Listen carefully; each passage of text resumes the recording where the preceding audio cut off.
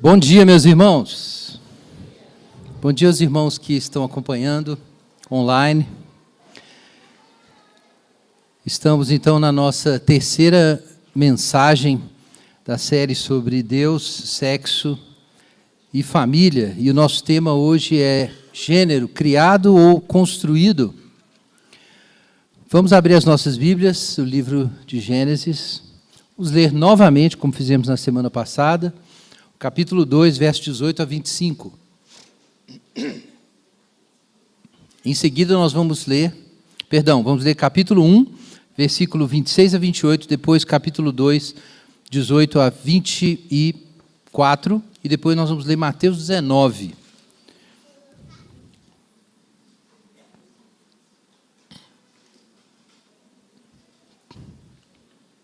Gênesis, capítulo 1, versos 26 a 28. E disse Deus: façamos o homem à nossa imagem, conforme a nossa semelhança. Domine ele sobre os peixes do mar, sobre as aves do céu, sobre o gado, sobre os animais selvagens e sobre todo animal rastejante que se arrasta sobre a terra. E Deus criou o homem à sua imagem. A imagem de Deus o criou, homem e mulher os criou.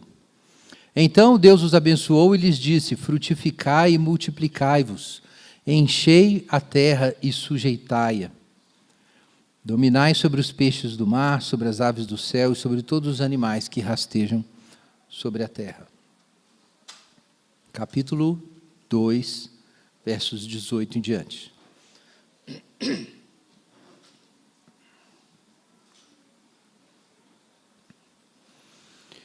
Disse mais o Senhor Deus: não é bom que o homem esteja só. Eu lhe farei uma ajudadora que lhe seja adequada.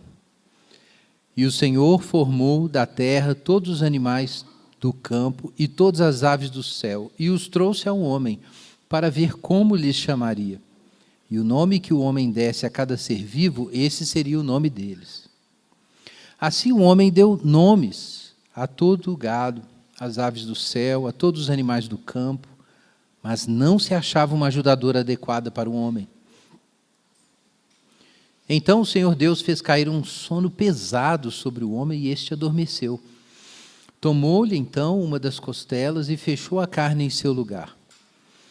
E da costela que o Senhor Deus lhe havia tomado, formou a mulher e a trouxe ao homem. Então disse o homem: esta é agora osso dos meus ossos e carne da minha carne.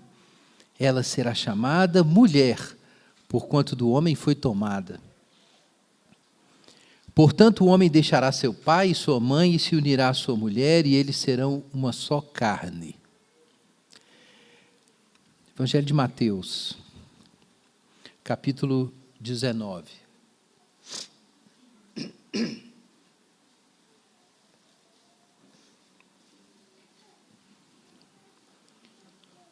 Versículo 3 em diante.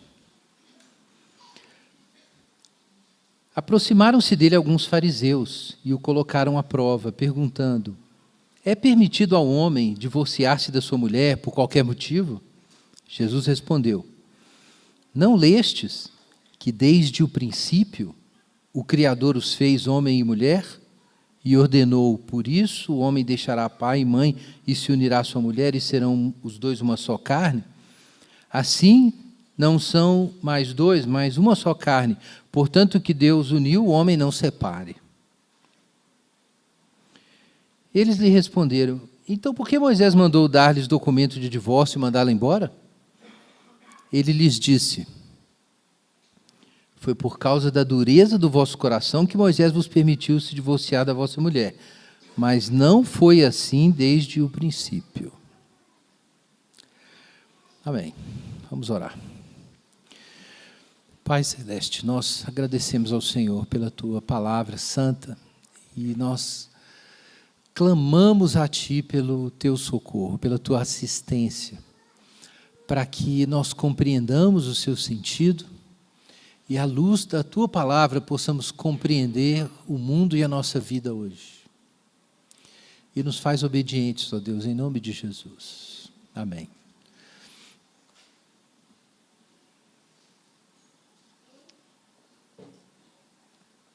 Quando a gente fala sobre a doutrina cristã de corpo, sexo, família, nós estamos falando das origens. Nós estamos falando de como as coisas foram no princípio. E nós vemos aí pelas palavras de Jesus que o modo como as coisas eram no princípio é o modo como elas deveriam ser. Muito importante ter isso em mente. Jesus trata os princípios, na forma como estão apresentados no livro de Gênesis, como o modo como as coisas deveriam ser. Mas nós não vamos falar agora de divórcio. Isso é um tema da nossa série, mas está lá na frente. Eu tomei esse trecho do Evangelho de Mateus, capítulo 19, para destacar a importância desse ponto. Na imaginação moral cristã, nós olhamos para o futuro, para a escatologia, para a nova criação, para as coisas que Deus nos prometeu. E o entendimento desse plano futuro de Deus ilumina a nossa vida moral hoje. Mas isso não significa que a gente não tem que olhar para o passado. O cristianismo tem uma escatologia. Mas na perspectiva cristã, as coisas também têm uma genealogia. A gente pensa a vida moral hoje entre esses dois polos. Como Deus criou originalmente e o que Deus vai fazer com isso que Ele criou. E os dois horizontes precisam estar presentes. Senão a gente desequilibra a nossa imaginação moral. Agora, irmãos, uma das mais perigosas, talvez a mais perigosa heresia da história do cristianismo, foi precisamente uma heresia sobre as origens. Foi o gnosticismo que floresceu no final do século I até o século II, principalmente até a metade do século II, depois ele foi morrendo. Irmãos, essa heresia foi quase fatal para o cristianismo primitivo. Depois do que a gente tem no livro de Atos, o relato sobre Paulo chegando em Roma, um pouco mais de tempo nós temos a destruição de Jerusalém. Algumas das epístolas católicas do Novo Testamento ainda são produzidas, mas os apóstolos vão morrendo de martírio. Segundo a tradição, todos morreram martirizados, menos João, que morreu de velhice. João possivelmente viveu bem mais do que os outros. O livro de Apocalipse é atribuído ao evangelista João. No livro de Apocalipse, a gente tem uma visão, algumas pistas sobre o que a igreja estava enfrentando na época, possivelmente sob uma grande perseguição do Império Romano. E aquilo aparece de forma velada na imagem da besta. Nós temos algumas dessas epístolas, como as epístolas de João, também escritas no final do século I, e ali a gente já percebe uma heresia se desenhando. Se você lembra do nosso estudo de 1 João, a heresia que está combatida ali, ensinava que Jesus Cristo não veio em carne. Muita gente pensa que essa seria a heresia de Cerinto. Na compreensão do Cerinto, Jesus era uma pessoa e o Cristo outra. O Cristo divino, o Logos, não podia se misturar com a matéria. Então ele apenas era o Espírito divino, possuía o corpo de Jesus, e no batismo de Jesus, a partir do batismo de Jesus, e na morte de Jesus ele foi embora. E Jesus é uma pessoa e o Cristo era outra. Mas havia outras heresias. Gente, nesse período, quando acontece a morte dos apóstolos e grandes perseguições do Império Romano, porque a igreja está ficando mais visível, nós temos uma espécie de pequena era das trevas, em que a gente não sabe bem o que aconteceu. Nós temos algumas pistas no final do Novo Testamento, mas não existe historiografia detalhada, informações precisas sobre o que a igreja estava fazendo ali a partir do ano 80, ano 90 depois de Cristo, até meados do século II. A gente não sabe direito. A gente tem o Novo Testamento e, de repente, nós temos uma literatura patrística, a literatura dos pais, que nos diz algumas coisas sobre como a igreja já funcionava no século II. E aí a igreja emerge. A gente fica sabendo que ela estava toda organizada, que tinha um sistema de bispos, que elas se comunicavam, que os textos do Novo Testamento estavam sendo colecionados para formar o cânon. E o que aconteceu nesse período, além da morte dos apóstolos e da perseguição, foi uma grande heresia, a heresia gnóstica. Essa heresia tinha várias versões, era muito plural, não era uma doutrina unificada. Mas, em termos gerais, o que ela negava é que o Deus Redentor fosse o Deus Criador. Ela negava que o Deus amoroso de Jesus Cristo, o Deus Salvador, o Deus Pai, fosse o Deus que criou a matéria e que deu a lei aos judeus. Porque esse Deus do Antigo Testamento é um Deus tosco, um Deus severo, um Deus legalista, e um Deus que aprisionou os espíritos humanos na matéria, que é inferior, que está em decaimento, que está em decadência. Na visão dos gnósticos, quem criou o mundo material e aprisionou as almas dos homens no mundo material foi um outro ser, uma espécie de divindade inferior, às vezes chamada de demiurgo, e tinha vários nomes. Mas não era o Deus de Jesus. Então, salvação significa o quê? Se libertar da matéria. Salvação significa se libertar das regras dos homens, se libertar da materialidade, dos ciclos biológicos. Significa você viver acima disso. Isso é a salvação. E tudo que tenta nos prender a essa vida ordinária é necessariamente maligno. Então, eles condenam o casamento. Basílides considerava o casamento e os filhos como uma obra de Satanás, um serviço a Satanás. A gente tem umas pistas disso lá nas cartas pastorais, quando se fala sobre doutrinas de demônios que proíbem o casamento e certos alimentos. Então, os gnósticos eram, por um lado, muito ascetas, alguns deles, porque eles diziam que a gente tem que se separar de tudo, não ter família, não ter sexo, não buscar nenhum prazer nem nada. Então, havia uma ala asceta e havia uma ala libertina, que dizia, pode cair na gandaia e fazer o que você quiser, porque nada disso afeta o seu espírito. A matéria, o destino dela é a destruição mesmo, e tanto faz. Então, a gente tem esses dois polos aí, mas eles concordam num ponto, é que o Deus verdadeiro não tem nada a ver com a matéria. Então, homens como Basílides, como Valentino, como Simão Mago, segundo as tradições, ele teria sido um herege na região da Síria, segundo Cerinto. Então, esses homens trabalharam para espalhar essa doutrina que quase matou o cristianismo, mas ela foi finalmente derrotada. Anos mais tarde, um grande teólogo da igreja, Irineu de Lyon, escreveu um tratado, Adversus Haereses, em que ele conta a história de formação e os erros dessas doutrinas gnósticas.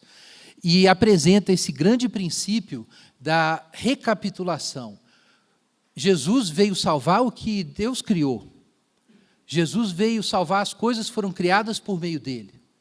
A vinda de Jesus é a reintegração de todas as coisas sob a cabeça que é Cristo. Daí o conceito de recapitulação. Então, Irineu está afirmando a unidade de criação e redenção. E isso ficou formulado, a memória dessas batalhas teológicas ficaram formuladas muito claramente no Credo Apostólico. Em outras declarações. O primeiro artigo do Credo Apostólico diz, creio em Deus, Pai, Todo-Poderoso, Criador do céu e da terra. Ou seja, o Pai de Jesus Cristo é o mesmo Deus Todo-Poderoso do Antigo Testamento que fez o mundo. Isso significa, então, que Deus não quer nos libertar do mundo criado. Deus quer reconciliar com Ele todas as coisas. Essa verdade está ali em Colossenses e no Novo Testamento, e isso é um conhecimento importante para nós, porque nós vivemos hoje em uma era neognóstica, mas por razões muito diferentes. Não com uma afirmação diferente sobre quem seria a divindade que criou a matéria ou qualquer coisa assim. Não existe mesmo uma afirmação de deuses no sentido tradicional. Mas existe uma forma de ver o mundo em que a corporeidade e a materialidade são obstáculos à liberdade e à autenticidade do sujeito. Nós vivemos hoje em um mundo neognóstico, no qual a ordem social e moral é vista como a criação de um falso Deus. Esse falso Deus é o Deus da tradição cristã, é o Deus, supostamente, do patriarcalismo. Esse Deus não existe. O que existem são poderosos que criaram certas regras, certas leis, e fazem as pessoas acreditar que elas são a ordem cósmica, e naturalizam essas leis. E, do outro lado, nós temos a verdade, que é a emancipação do indivíduo. E a emancipação do indivíduo, a plena liberdade do indivíduo, justifica a gente entrar em guerra até mesmo com o corpo. O próprio corpo se tornou, e não apenas a sociedade, um obstáculo para a autenticidade e a liberdade do self moderno. E aí está o gnosticismo na nossa cultura. A negação da bondade do corpo material e sexuado que nós recebemos quando a gente nasce. Esse é o problema central do nosso neognosticismo. Claro, a gente está falando sobre o paradigma de gênero. O paradigma de gênero é uma forma de gnosticismo e rememora essa grande heresia do cristianismo. Mas o que é esse paradigma de gênero, afinal de contas, né? Eu mencionei que eu ia falar sobre ideologia de gênero, e todo mundo deve ter ouvido falar por aí que não existe ideologia de gênero, que isso aí é uma alcunha inventada por fundamentalistas religiosos, é teoria da conspiração, e alguma coisa assim, e que não existe nada disso chamado ideologia de gênero. Então, eu vou começar com uma citação um pouco longa, eu peço a atenção de vocês, da principal teorista de gênero da contemporaneidade, ainda é, apesar do trabalho dela já ser um pouco antigo, a Judith Butler, do livro Problema de Gênero, Gender Trouble, que é um clássico absoluto nesse campo. E está disponível aí para quem quiser conhecer a teoria de gênero, ou pelo menos a linha principal hoje. Existem várias correntes, tá? Então, eu não quero dizer que tem uma só. Nesse sentido, quem fala que não existe ideologia de gênero não está errado. Existem várias teorias de gênero. A questão é, isso é ideológico ou não? Então, nós vamos entender. Diz a Judith Butler, em Problema de Gênero: o gênero não é um substantivo, mas tampouco é um conjunto de atributos flutuantes, pois o seu efeito substantivo é produzido performativamente e imposto pelas práticas reguladoras da coerência do gênero. O gênero é sempre um feito, ainda que não seja a obra de um sujeito tido como pré-existente à obra. No desafio de repensar as categorias do gênero fora da metafísica da substância, é mister considerar a relevância da afirmação de Nietzsche, em Genealogia da Moral, de que não há ser por trás do fazer, do realizar e do tornar-se. O fazedor é uma mera ficção acrescentada à obra. A obra é tudo. Isso aqui é muito importante, tá, gente? É meio difícil compreender, então eu vou contar que eu mencionei mais cedo, que a Judith Butler ganhou um prêmio de escrita acadêmica obscura. É um prêmio de zoeira, ele existe de verdade. Eles escolhem o acadêmico que é mais difícil de entender, porque ele embola tudo. Mas veja bem, ela não está dissimulando nada. Ela só escreve difícil mesmo. Mas tem sentido o que ela fala. A questão é se é certo ou não. É complicado, mas tem sentido. O que a Judith Butler defende, e defende nessa obra, e em outras obras, é que não existe uma essência do gênero. As feministas em geral, e a Judith Butler está nesse barco, negam o que é chamado de essencialismo, a ideia de que as coisas tenham naturezas que causam modos de existir e de agir. Elas negam isso. O que existe é a ação, não existe a essência. Você não tem um comportamento masculino porque você é homem. Não existe uma essência do masculino, não existe uma substância do feminino. O que existe, então? Performances. Existe um jeito de se comportar e de se relacionar com o mundo. É a performance.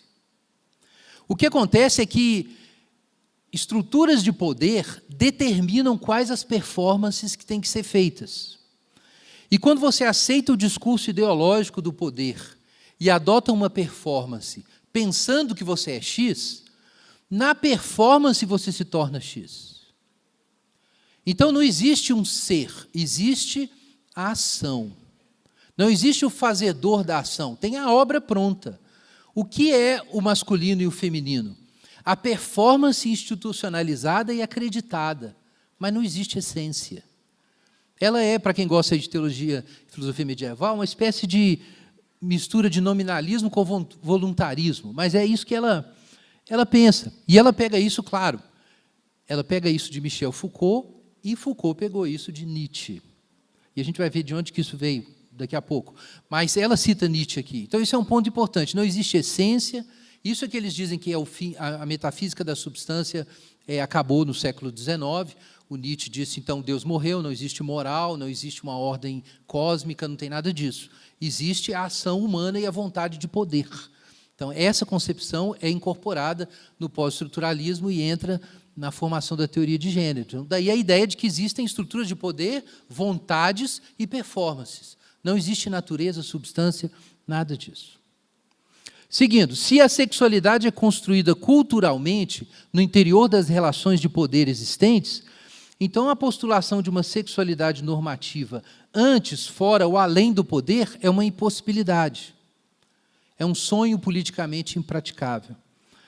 Ele adia a tarefa concreta e contemporânea de repensar as possibilidades subversivas da sexualidade e da identidade nos próprios termos do poder. Em outras palavras, se não existe natureza, o que existe são vontades e performances, e existe um poder que estabeleceu a performance e fez você pensar que você é isso, que você faz.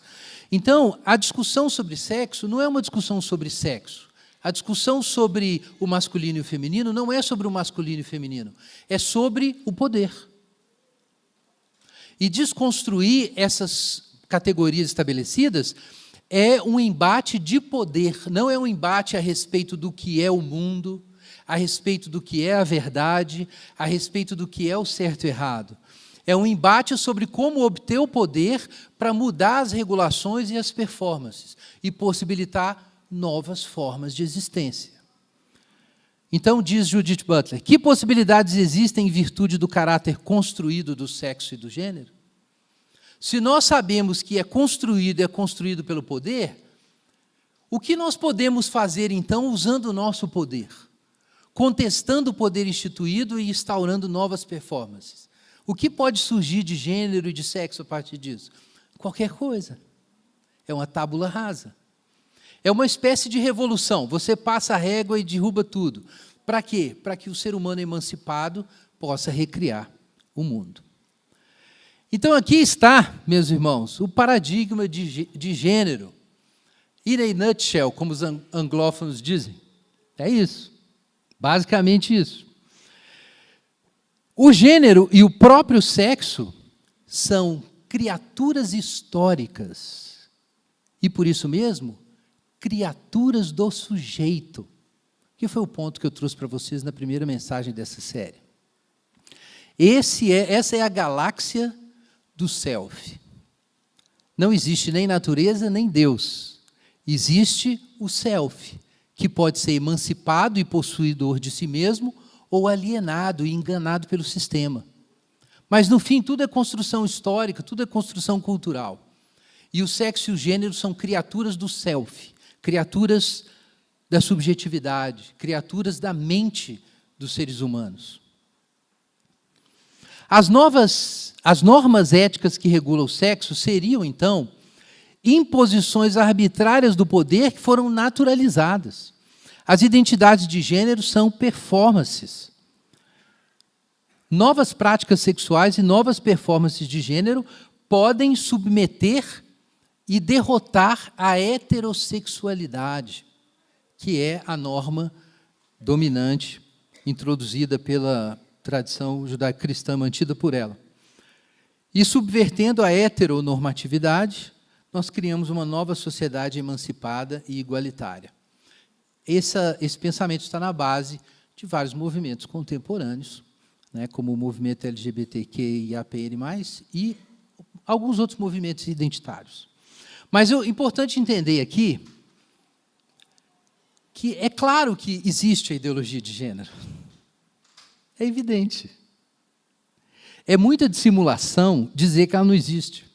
É ignorância, em alguns momentos a gente pode dizer que sim, uma ignorância cândida, às vezes, de jornalistas, de educadores que repetem o que eu vi em algum lugar que não existe a tal ideologia de gênero, mas, em muitos momentos, é dissimulação, realmente. É dissimulação. É claro que ela existe. A ideologia de gênero é, na verdade, um desdobramento, um spin-off de uma tese mais antiga, a de que o homem é causa de si mesmo. Ernest Cassirer escreveu sobre isso, Indivíduo e Cosmos, na Filosofia do Renascimento. Isso nasce lá no Renascimento, com Pico della Mirandola. Ele quem propôs, primeiramente, que o que o homem é resulta da sua escolha e não de uma natureza que ele recebeu, seja dos deuses ou de Deus, ou, enfim, da natureza mais ampla. O que o ser humano é resulta do que ele faz. Isso foi chamado pelo Cassirer de inversão da relação entre ser e ação. E é dessa inversão da relação de ser e ação, e a ideia de que o homem é o autocriador, é que vai emergir o ideal de autonomia humana do iluminismo. É daí que vai surgir a ideia de que toda a ordem social pode ser construída por uma revolução social, que tem uma versão burguesa e uma versão socialista desse mesmo discurso. É daí que surge o ideal de progresso, esperando a possibilidade da gente alterar completamente a natureza e a história para criar o mundo em que todos os indivíduos são emancipados. Daí veio uma compreensão diferente da arte, como Charles Taylor descreve. A arte deixa de ser a representação de uma beleza primeva, original, anterior a nós, e se torna um lugar de autoexpressão. Então, a arte verdadeira é a expressão autêntica da experiência interior do indivíduo, ou o questionamento de estruturas sociais e políticas, para que nós possamos ser autênticos. Daí surge o conceito de autonomia da razão, que domina boa parte da vida acadêmica contemporânea. Daí surge todo esse movimento que Nietzsche torna muito mais explícito e que vai desembocar no que hoje a gente chama, então, de ideologia de gênero. A ideologia de gênero é um spin-off dessa ideologia original, o ideal de soberania do sujeito. A ideia de que nós devemos ver a natureza e a história como algo líquido e maleável e plástico. Diferentemente dos antigos, que pensavam que a vida ética tem a ver com o sujeito ganhar virtudes que o habilitem a viver de forma autêntica no mundo, como o mundo é. Essa era a visão clássica, você vai encontrar isso nos gregos, você vai encontrar isso em Aristóteles, em Platão, em Sócrates. Você vai encontrar isso nas filosofias do Mediterrâneo, na tradição sapiencial do Antigo Testamento. Você vai encontrar isso em Provérbios, em Eclesiastes. Você vai encontrar no próprio Gênesis ali, nos primeiros livros, nos primeiros capítulos de Gênesis, nós temos a influência do pensamento sapiencial. Essa compreensão ela foi abolida pelos modernos, porque a ideia é o seguinte: não existe uma ordem que se impõe a mim. O meu modo de vida, eu esqueci, mas fui eu que criei, foi o ser humano que inventou, foi o poder que inventou. Então, eu posso modificar a natureza, modificar a história para eu ser eu mesmo, ao invés de eu captar a sabedoria do cosmos e de Deus e me ajustar a ela. Eu não me ajusto a ela, eu mudo o mundo. Então, eu tenho indústria, eu tenho tecnologia, eu tenho revolução social, eu tenho terapia, eu tenho todos os meios para eu construir o meu universo. Esse é o ponto que a gente precisa entender. Essa é a galáxia do self, em que o sexo e o gênero são criaturas do sujeito. Eles se tornam obras, invenções do sujeito. Então, é muito consistente. Esse é o gênio de alguém como Judith Butler. Ela é genial porque ela leva as últimas consequências para a discussão de sexo e gênero, o que significa a visão de mundo moderna. Ela leva isso às últimas consequências. Mas, evidentemente, isso é contrário à visão bíblica e cristã das coisas. Mas, como eu já mencionei aqui, de onde vem essa ideia? Né? E claro, eu acho que a essa altura está muito claro, então, como eu enfatizei, que a ideologia de gênero existe.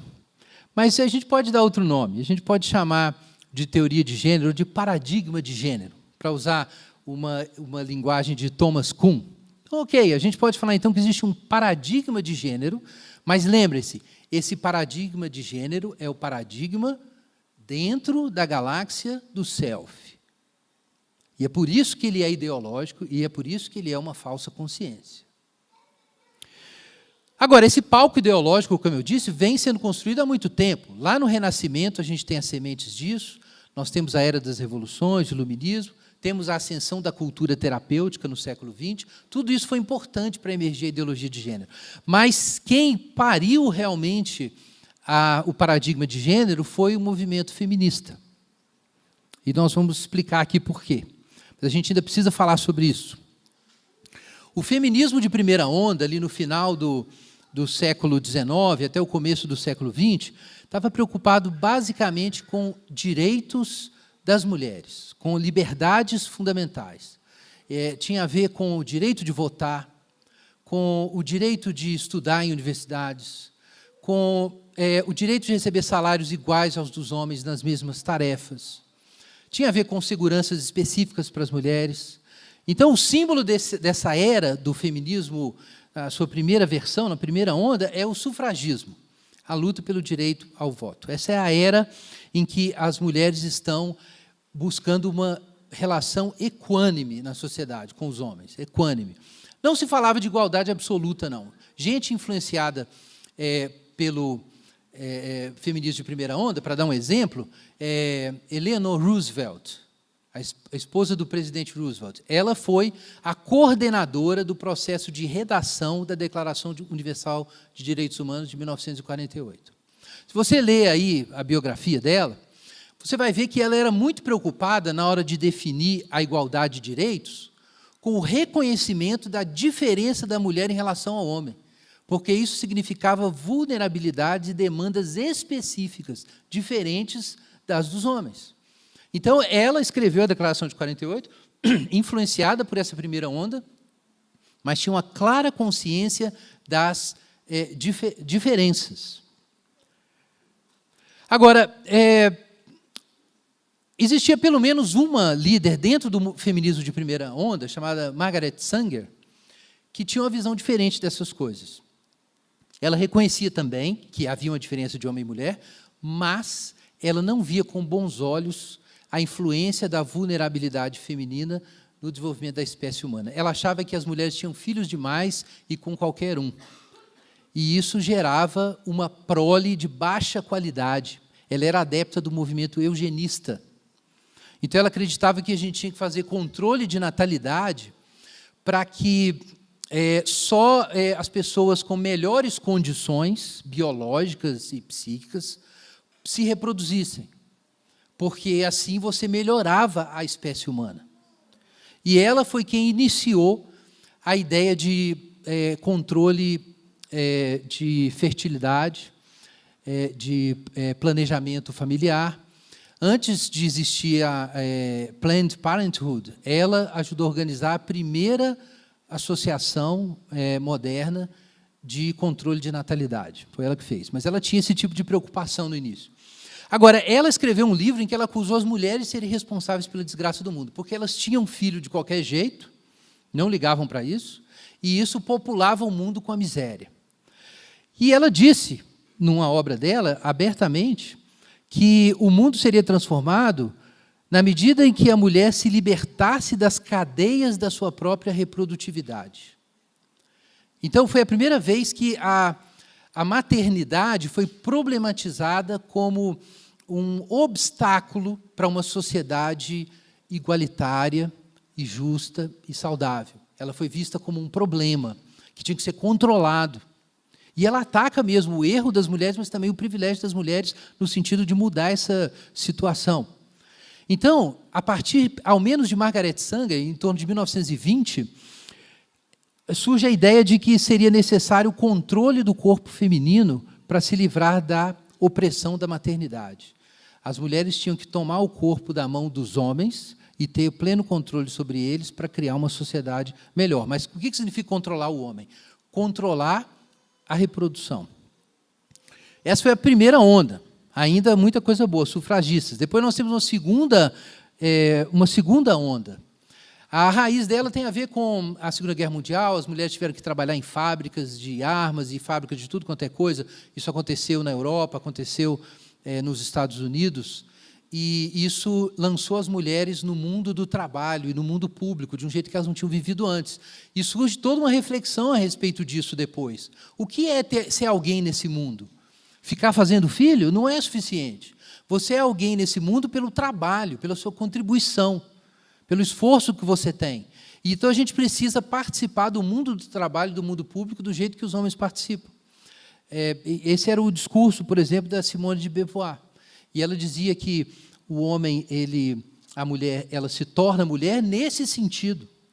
No sentido de que ela é educada para ser alguma coisa. E o que é que ela quer ser, afinal de contas? Ela possui esse processo ou não possui?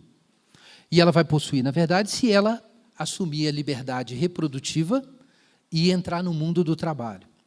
A lógica é bem nessa direção.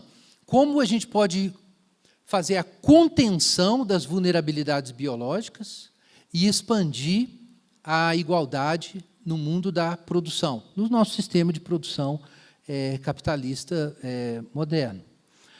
Então, aí que nós temos, a partir dessa fase, né, ela escreve em 49, durante os anos 50, mas principalmente 60 e 70, mas isso vai até 80, essa segunda fase, o aborto e a liberação sexual finalmente decolam. Você tem a invenção da pílula e você tem técnicas mais modernas para fazer o aborto, e você começam as mudanças de legislação. Veja bem, se a mulher tem um filho e é legítimo ela se livrar da gravidez, ou ela pode impedir isso de acontecer com a pílula, então o problema da mulher, que é a maternidade, fica resolvido, e ela pode ficar igual aos homens agora. Ela pode competir em condições iguais. Então, o controle introduzido pela própria mulher desse processo do corpo reprodutivo e da sua fertilidade é um passo necessário para ganhar essa autonomia no mundo público. Então, aí nós temos o aborto, a pílula, a revolução sexual, tudo acontece nesse período. E aí você tem essa fase de emancipação, que eu descrevi dessa forma antes, que foi arrancar o sutiã, né? Essa é a época que a mulher arranca o sutiã. Então, primeiro a gente tem as sufragistas, depois a mulher arranca o sutiã. Mas aí nós temos, nos anos 1990 e diante, a terceira onda do feminismo. E é aqui que entra Judith Butler, com essa teoria nova, que foi, aos poucos, absorvida de Michel Foucault, que escreveu nos anos 70, e atuou bastante nesse período, principalmente a construção da sua teoria da sexualidade. Então, isso vai desembocar, do pós-estruturalismo, vai desembocar em Judith Butler, exatamente nesse período, dizendo que o gênero é performance. O gênero é só essa ação nossa. Não existe uma essência, não tem uma substância. O que é o feminino? Não existe isso. E o masculino? Também não existe. O que existe são os discursos. É claro que existe uma base biológica aí, mas a base biológica não determina o que a sociedade é ou tem que ser. Ela é tipo uma matéria-prima plástica que você usa do jeito que você quiser. Nessa época também nós temos estudos aí defendendo, na linha feminista, defendendo, usando evidências de neuroplasticidade para argumentar que o gênero, o próprio sexo seria um espectro, né, e, consequentemente, o gênero é um espectro também. Então, Judith Butler vai defender isso, o gênero como performance socialmente instituída. Então, qual é essa fase agora? Se é uma performance instituída socialmente e é o poder que instituiu, o que a gente tem que fazer é confrontar a heteronormatividade. Então, essa é a terceira fase do movimento feminista. é a fase da Marcha das Vadias, Slut March.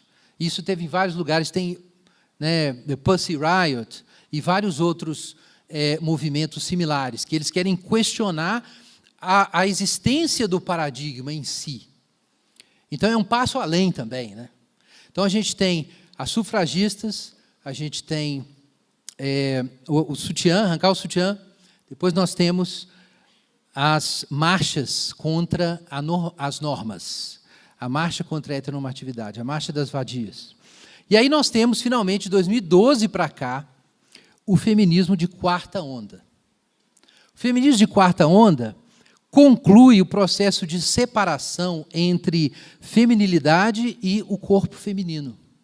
Esse problema foi introduzido por Margaret Sanger, na primeira fase. E ele foi se desenvolvendo.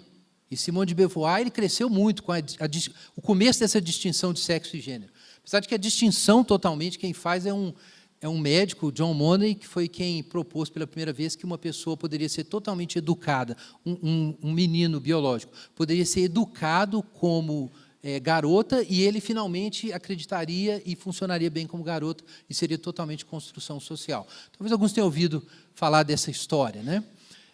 O rapaz, quando ele chegou à adolescência, ele descobriu que ele tinha passado por cirurgias, e os pais concordaram com isso, de mudança de sexo, ele não sabia disso, e ele recusou isso, voltou para o seu nome masculino, mas não conseguiu se ajustar bem, apesar de ter se casado e adotado filhos, e acabou se suicidando. O irmão dele, que não passou, o irmão gêmeo que não passou por essa experiência, também acabou se suicidando.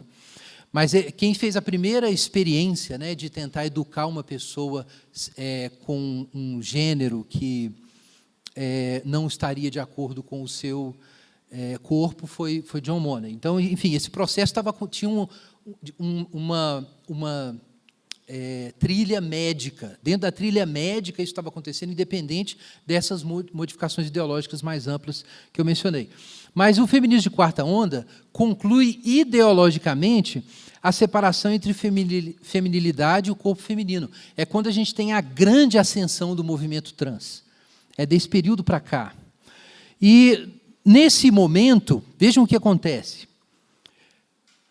Uma vez que a feminilidade é separada no discurso e na memória cultural da base biológica da mulher, que é, enfim, o útero, a sua estrutura biológica feminina, uma vez que a feminilidade é separada da biologia, porque isso seria a naturalização, e isso é a ideologia do poder. Uma vez que ela é separada, ela se torna um conjunto de performances. Ela se torna uma aparência. A feminilidade vira uma aparência. Então, na quarta fase do feminismo, o que acontece? Essa aparência pode ser usada por um homem biológico, porque separou da estrutura biológica original. Então, o processo começa com a mulher problematizando a sua própria função reprodutiva e a maternidade, e ele vai concluir com a separação entre a feminilidade e essa estrutura biológica da maternidade, e, finalmente, então, na quarta onda do feminismo, a identidade feminina se torna incorpórea. É por isso que ela pode ser transferida para uma outra pessoa que não é originalmente uma mulher biológica. Ela se tornou incorpórea, ela perdeu o corpo. O que é o símbolo do feminismo de quarta onda? Não é mais a mulher, é a drag queen. É o símbolo do que significa a libertação da mulher. A libertação da mulher é a libertação da feminilidade em relação ao corpo da mulher e o surgimento da feminilidade desincorporada. Ela se torna um sinal que é usado em embates de poder. Lembram que a questão é questionar o poder instituído.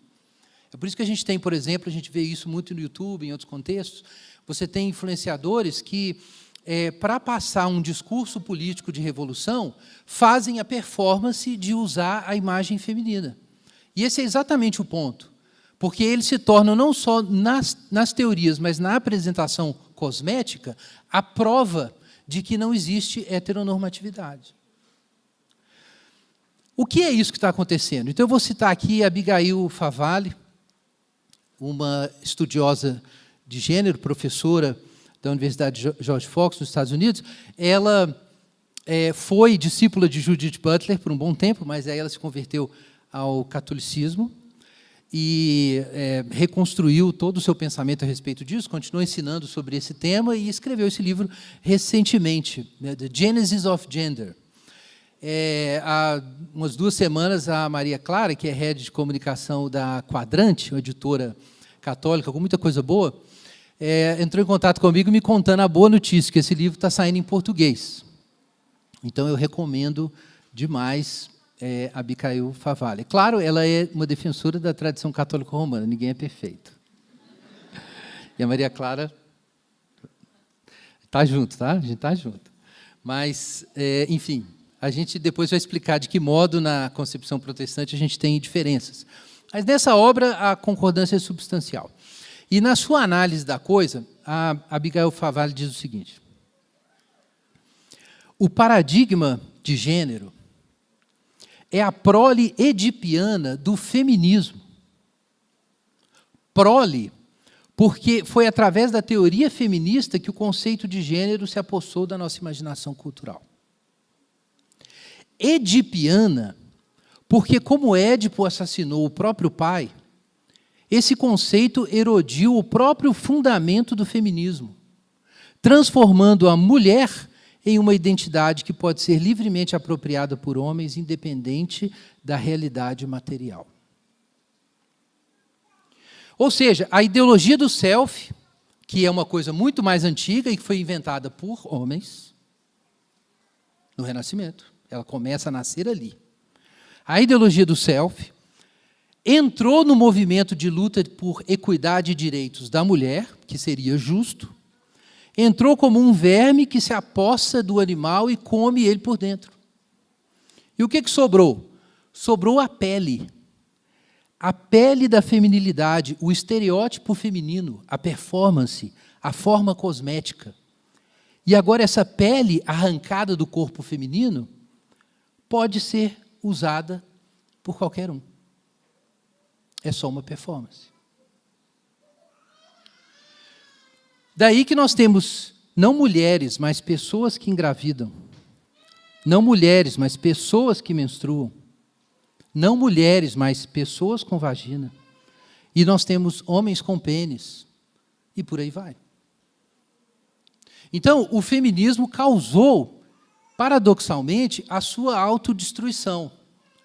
Mas faz todo sentido. Jesus disse que se você expulsa um demônio e não ocupa a casa, 7 demônios piores do que ele vão entrar. Existe libertação? Existe emancipação? É claro que existe, está lá no Êxodo. Tinha um povo escravo no Egito. Deus tirou esse povo do Egito para quê? Para eles me servirem no deserto. Eles chegaram lá no Monte Sinai e receberam o quê de Deus? A lei do Senhor. E aí foram para a terra prometida. Então, vejam bem, emancipação na visão bíblica não é só você libertar do opressor. Porque existem opressores cada vez maiores. A escada entre um pequeno demônio e Satanás é longa. Porque você se libertou de um demônio, significa que você está livre. Você precisa servir a Deus. E o que acontece é quando entra um movimento feminista e tira Deus do jogo, ele é possuído pela ideologia do self.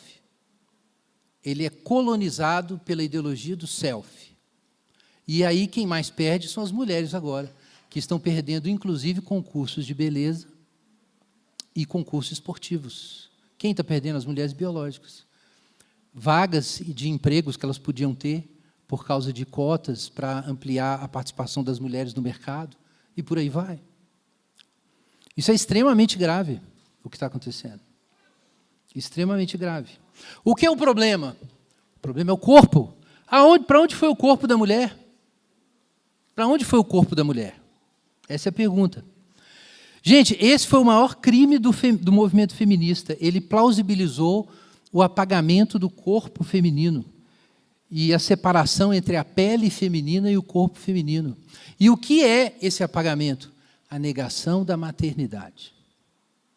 É simples assim. A negação da maternidade.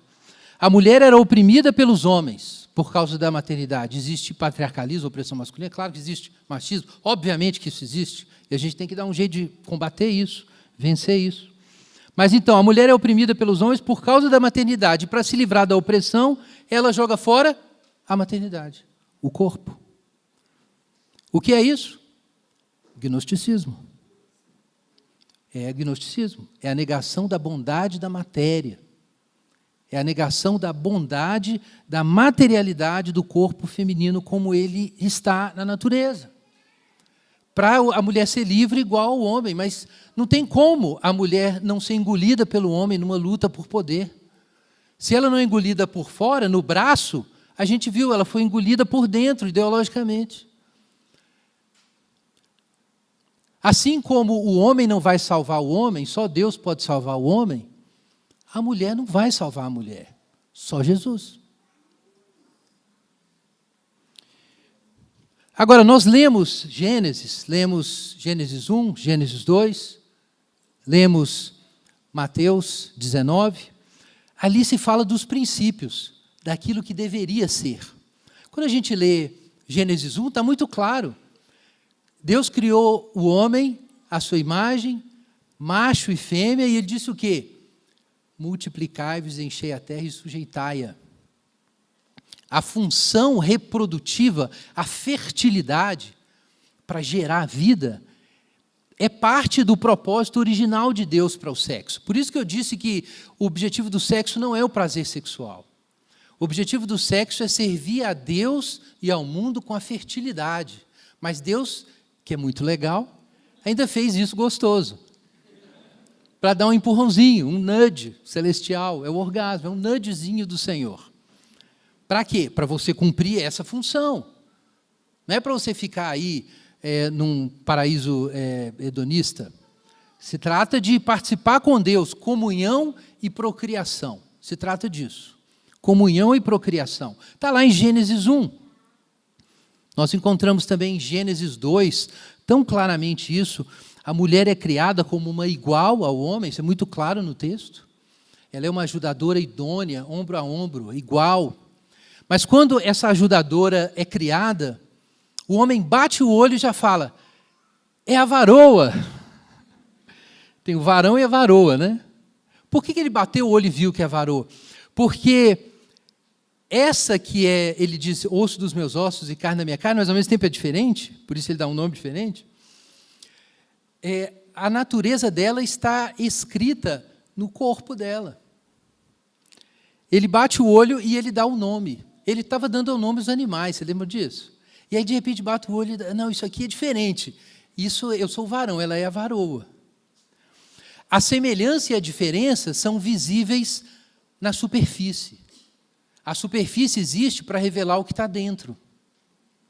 Ela não é uma falsificação. Ela existe para revelar o que está dentro.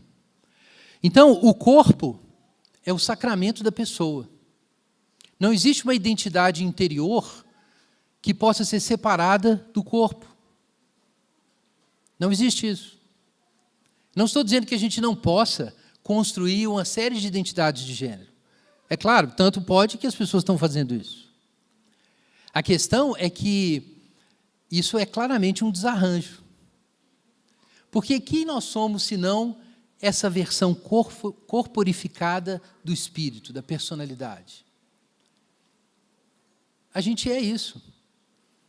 O texto é muito claro. Deus tomou a costela e da costela ele fez a mulher. Ele não fez uma alma feminina e botou num corpo. Ele fez a mulher. A mulher é aquela unidade completa. A mulher é o corpo dela também. É claro que isso acende luzes aí no painel de muita gente. Ah, mas e uma mulher que, sei lá, tirou os seios e tirou o útero, por exemplo? Gente, eu vou fazer uma analogia aqui, mas entenda o que eu quero dizer. Uma planta viva e saudável produz frutos, produz pólen, tudo mais. Mas você já viu uma planta seca? Uma planta seca ainda é uma planta. Agora, se você procurar, você vai encontrar plantas secas de plástico. Existem também, para fins decorativos. Uma planta seca de plástico pode ser muito parecida com uma planta seca. Mas a planta seca de plástico não é uma planta.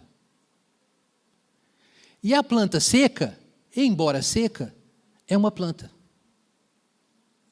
Faltam, às vezes, categorias para a gente descrever as coisas, mas um ente, uma estrutura que existe para um fim, ele tem uma natureza, mesmo que por uma deficiência, ele não atinja aquele fim.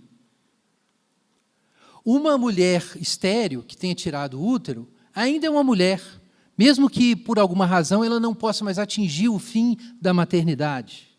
Mas ela ainda é mulher, porque a estrutura orgânica toda constituída ao redor dessa função, e isso tem muitos efeitos, inclusive efeitos psicológicos, que são importantes para construir a sociedade. Então, eu não estou dizendo que a mulher só é uma mulher se ela tem filhos, não é isso. O que eu estou dizendo é que essa teleologia constitui a sua estrutura. Agora, se você recriar a forma feminina num corpo que não é biologicamente feminino, isso é uma planta de plástico. Ela é infértil, mas não é infértil do mesmo jeito que uma mulher infértil é. Não é a mesma coisa. É simples assim. Não é a mesma coisa. Porque existe potencial, mesmo que não haja efetividade, no corpo originalmente feminino. Mas num corpo originalmente masculino, não existe esse potencial. Então, a mudança cosmética não transforma a natureza, não muda a substância. A performance é poderosa, mas ela não tem tanto poder assim. Essa é uma ilusão que faz parte da ideologia do self. A ideia de que a gente pode transformar o mundo se a gente quiser. Não pode, não foi você que criou o mundo.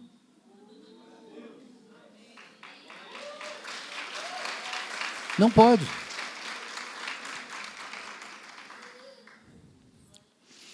Um homem é um tipo de ser humano cujo corpo é organizado ao redor do potencial de inseminar uma mulher. Por isso que ele tem gametas masculinos. Ele tem uma fertilidade nessa direção. Uma mulher é um tipo de ser humano cujo corpo é organizado ao redor do potencial de gestar dentro de si uma nova vida. E tem os gametas femininos.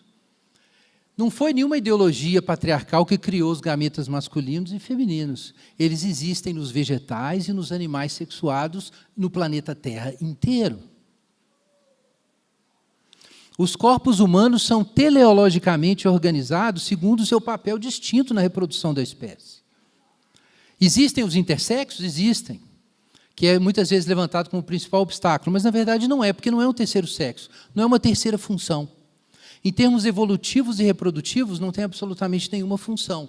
São portadores de um tipo de deficiência, que precisam ter todo o respeito possível, mas não é um terceiro sexo. É uma versão com graus variados de ambiguidade. Mas a ambiguidade sempre é, adivinhem, dupla. Não existe um intersexo que a ambiguidade do sexo não seja dupla. Por que ela é dupla? Porque só tem dois sexos. É possível mudar o sexo? Características sexuais secundárias, sim, podem ser mudadas. Você tem cirurgia plástica, você tem administração de tratamentos hormonais, você pode mudar o tom da voz, pode mudar a forma do corpo. Então, existe tecnologia médica para isso. Mas a capacidade reprodutiva, não.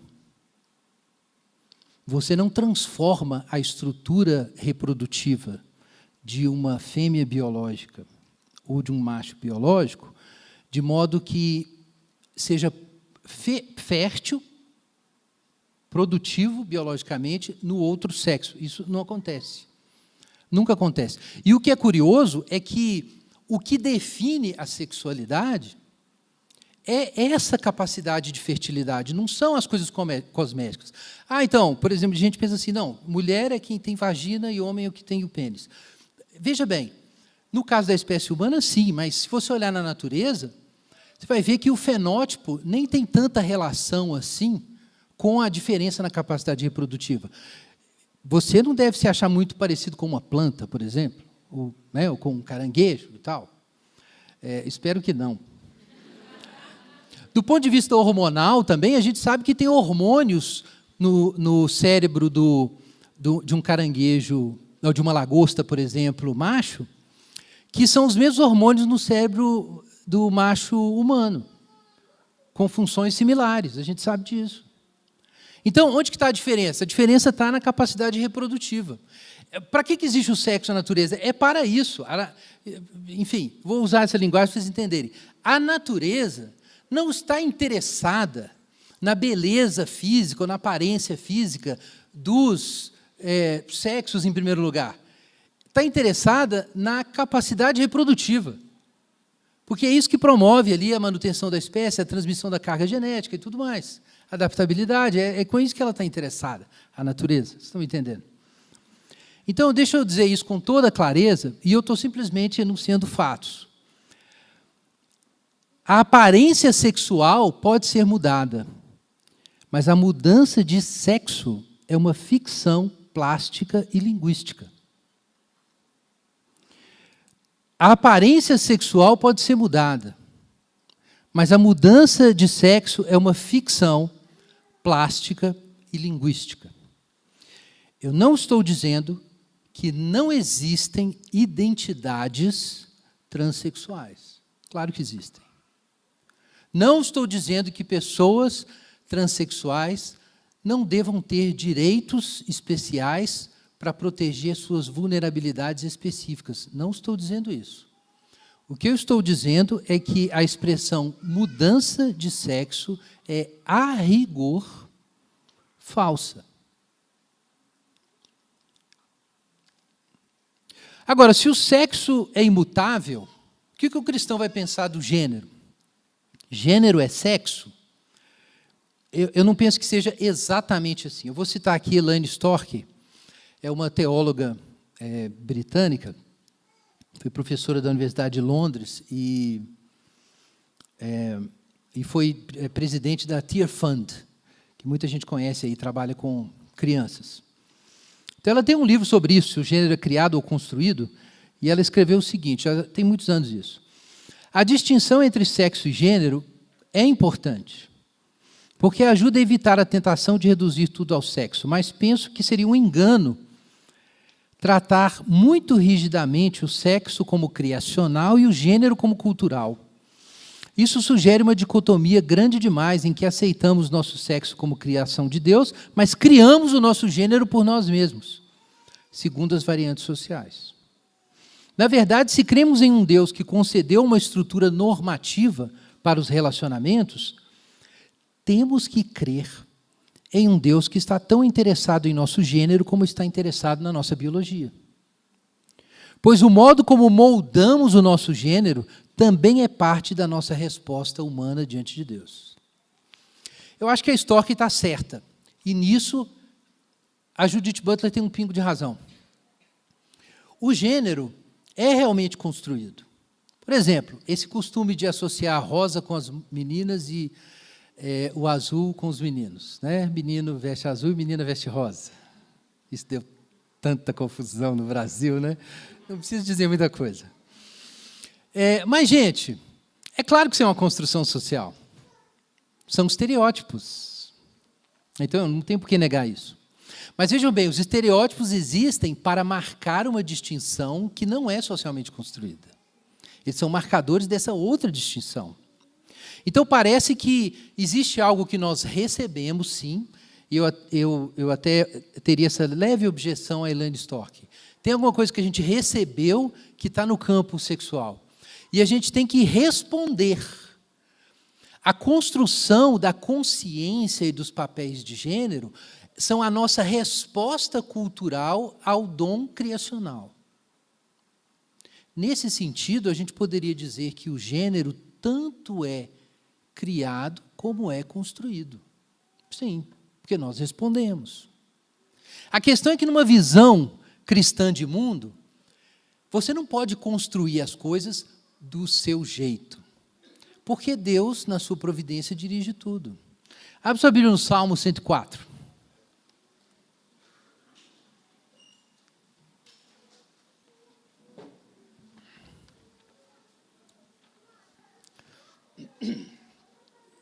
Salmo 104.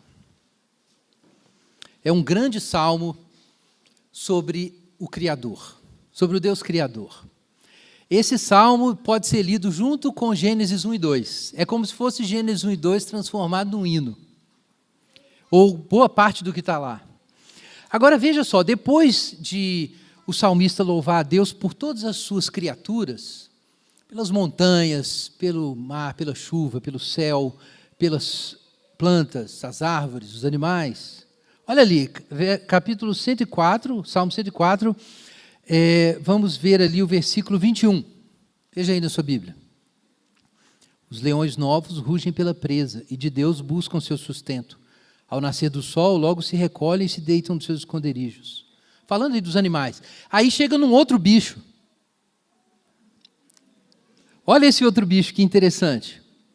Então o homem sai para o seu labor, para o seu trabalho, até o fim da tarde. Verso 24.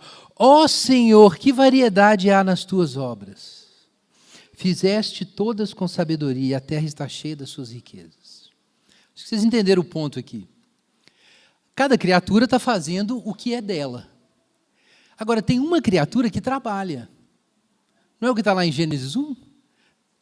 Deus não colocou o homem para dominar a criação? Não está em Gênesis 2? Deus não colocou o homem no jardim para cultivar e guardar? Então, a criatura que trabalha é uma criatura também. A criatura construindo cultura é uma criatura. O homem é um criador, mas ele é um co-criador criado. Ele cria, mas o ato do homem criar é uma criação divina. Então isso significa que para o cristão nós não podemos pensar que Deus criou a natureza e nós criamos a cultura e pronto. A cultura também é o espaço do governo do Criador. Qual é a diferença? É que a criação obedece o grande Criador inconscientemente. Mas como o ser humano é o homem que trabalha, é um homo faber, então o ser humano precisa se harmonizar com Deus conscientemente. Então existe um jeito de construir cultura com Deus e um jeito de construir cultura ignorando Deus. Mas no fim, a relação com o Criador é que define o destino daquela obra. Pula aí para o Salmo 127, algumas páginas na frente. Salmo 127. Versículo 1, vejam aí. Se o Senhor não edificar a casa, em vão trabalham os que a edificam. Se o Senhor não proteger a cidade, em vão vigia a sentinela. Vejam bem, se você trabalhar e construir cultura de um modo contrário e oposto ao Senhor, isso vai dar em nada. Você pode tentar? Pode, mas não vai dar em nada. Então existe um jeito certo de construir as coisas. É com Deus, em obediência a Deus. Paulo diz em 1 Coríntios o seguinte, que falando sobre a obra lá da igreja, em Corinto, ele diz, eu plantei, Apolo regou, mas Deus deu o crescimento. De sorte que nós somos cooperadores de Deus. Sinergon, cooperadores. Nós trabalhamos com Deus. O jeito certo de trabalhar é sobre o fundamento que Deus lançou, como sábio construtor, diz o apóstolo Paulo, na primeira carta aos Coríntios. O que eu quero dizer com isso é que a construção da identidade de gênero tem que ser sábia. A construção sábia é uma construção que, lembrando que todas as nossas obras dependem de Deus, constroem segundo os dons e os comandos que Deus forneceu. Então, eu não estou dizendo que não existem identidades de gênero, mas para o cristianismo, só tem uma direção na construção da identidade de gênero, esse é o ponto. Então, a gente não vai negar os direitos do povo aí, de ter suas identidades. Mas precisa ficar claro que, para o cristão, essas outras identidades são trabalhos feitos em vão. Eles são em vão. Porque o Senhor está edificando, lembre do que eu falei, aquele templo. Nós estudamos isso na semana passada. Aquele é o projeto divino. E o sexo é um andaime, é uma etapa naquele projeto. Se construir de outro jeito, está fora do projeto. Pode fazer? Pode. Vai durar? Não. Deus não vai ressuscitar as coisas que não são dele na nova criação. Ele não vai fazer isso. Ele não vai ressuscitar uma identidade que você construiu livremente. A galáxia do self vai implodir. Ela não vai durar. Ela é uma ilusão. É o que a Bíblia chama de o mundo. É o mundo, nesse sentido, como sistema criado pelos homens. Agora, lembre do que eu disse no início, que a origem e o destino são importantes. A gente ainda não falou sobre o destino. Nós vamos ter uma mensagem só sobre a natureza do casamento lá na frente, ainda. Mas a gente precisa entender que tem os dois polos. A gente precisa pensar em termos de escatologia, destino, e em termos de genealogia, de origem. E as duas coisas importam para Deus. A Bíblia tem um Gênesis e tem um Apocalipse. E para o cristão, a construção da cultura está no meio disso aí. A construção da cultura está no meio, entre o Gênesis e entre o Apocalipse. A ideia, então, de que o gênero seria meramente uma construção humana é anticristã. Porque o gênero deve ser uma resposta humana criativa à palavra divina. Em Gênesis 1, Deus cria o mundo pela sua palavra. Em Gênesis 2, Deus coloca o homem para fazer o quê? Dar nomes. Não é interessante isso? Então, o homem também tem a palavra, não é só Deus que tem a palavra. O texto de Gênesis diz, inclusive, que o nome que o homem desse, esse seria o nome. Então, Deus fala, e quando Deus fala, Ele cria. E depois Deus chama o homem para falar também. Mas a fala do homem tem que estar de acordo com a fala divina. Falando junto com Deus, o homem descobre que não tem uma ajudadora para ele. Então, Deus faz uma mulher, e aí Ele dá o nome certo, varoa. Então, não é que a gente não tem cultura e que a gente não tem linguagem e que a gente não cria linguagem. Mas você não pode criar uma linguagem para descrever o mundo que nega a palavra que criou o mundo. E é por isso que os movimentos atuais são tão obsessivos pelo controle das palavras. Por isso que os pronomes têm que ser controlados. Porque a gente tem que fazer uma descrição alternativa do mundo que apague a palavra criadora original. Porque aí só fica um criador, o self. E é por isso que a gente não pode adotar as linguagens. Por educação a gente pode. Mas a gente sabe que não é. Talvez se alguém obrigar a gente a usar as palavras, talvez a gente use. Mas isso não muda o mundo.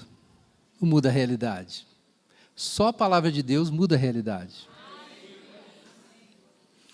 A ideia de que qualquer papel de gênero serve para distinguir entre homem e mulher é falsa. Porque tem papéis que afastam o homem da sua natureza masculina. E tem papéis que afastam a mulher da sua natureza feminina. Então qual é o papel certo? Não sei, depende da história, depende do processo social, das demandas. Tem espaço para construir, para flexibilidade, para a busca da equidade? Claro que tem. Mas não vale qualquer coisa. A ideia de que a igreja deva afirmar as identidades modernas de gênero para incluir as pessoas é falsa. É vender a primogenitura. A igreja não vai fazer isso. Muitas igrejas estão dizendo que não farão isso. Porque a palavra de Deus conta mais.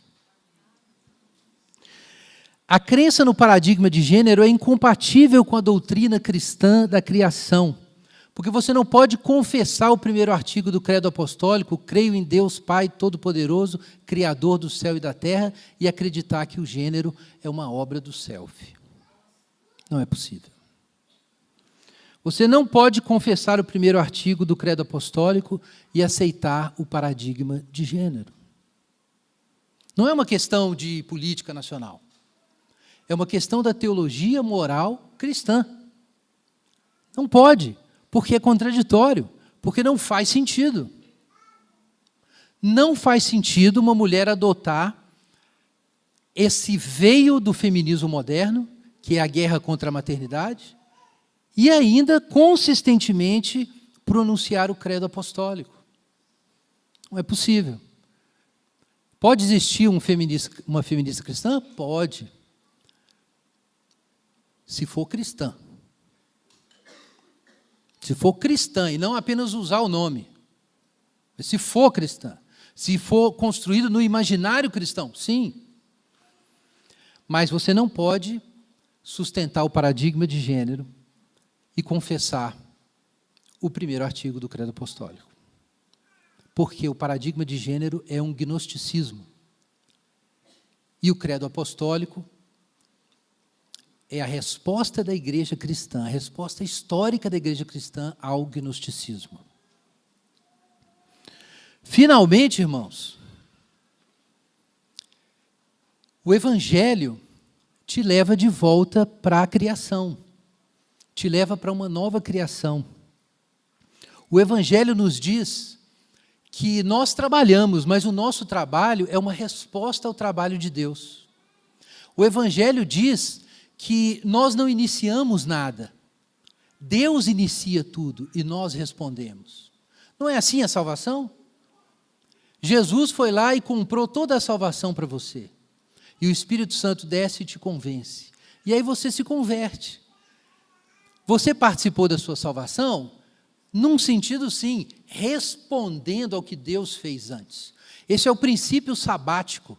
Deus trabalhou e descansou, é por isso que eu trabalho. Para um cristão, existe construção de gênero? Sim. Por que não? Mas nós construímos sobre o trabalho de Deus. Nós trabalhamos a partir da dádiva de Deus. O que Deus nos deu vem antes. E aí eu quero dizer para os homens e para as mulheres. Você é, em primeiro lugar, o que Deus te deu e não o que você fez. E se você receber de Deus o que Deus te deu, aí você vai poder responder evangelicamente, como cristão, ao Senhor. A ideologia de gênero nega a criação e nega a graça de Deus. A compreensão judaico-cristã de sexo em gênero afirmará a doutrina da criação e a graça de Deus em todas as coisas, incluindo na sua sexualidade. Vamos orar. Enquanto os irmãos distribuem os elementos, se você pecou nesse campo, busca o Senhor, busca entendimento, busca luz. Mas em todo o caso, agradeça a Deus pelas suas dádivas, agradeça a Deus pelo seu corpo.